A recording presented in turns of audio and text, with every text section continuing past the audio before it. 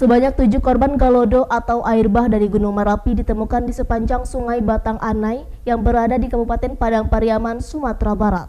1 dari 7 korban sudah diketahui identitasnya dan dibawa pihak keluarga. 1 korban dibawa ke Rumah Sakit Bayangkara dan 5 korban masih berada di Puskesmas Kayu Tanam.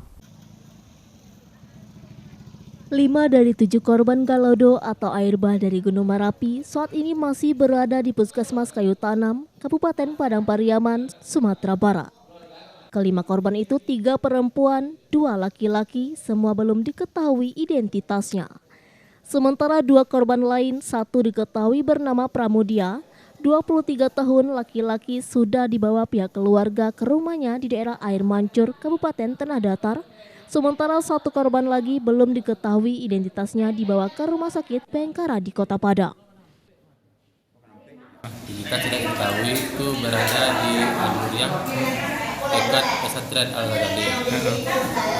Yang kedua ditemukan juga korban jenis kelamin laki-laki, identitas sudah diketahui atas nama Pradana Mulia, usia lebih kurang 5 tahun, alamat Air Mancur, Kabupaten Tanah Datar. Berapa jumlah yang ditemukan sekarang? Yang untuk dari tadi malam sampai saat ini ditemukan sekitar 7 orang.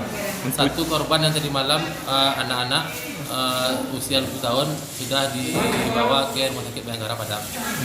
Yang untuk di Puskesmas Kayu Tanam saat ini berada korban sekitar 5 orang, 3 perempuan, 2 laki-laki. Saat ini identitas baru diperkirakan diketahui atas nama Marcel, alamat Sangkuah Padang Panjang. Saat ini petugas keamanan dan tim SAR masih melakukan pencarian terhadap korban air bah dari Gunung Merapi tersebut. Dari Padang Pariaman, Sumatera Barat, Eka Gus Priyadi, iNews melaporkan.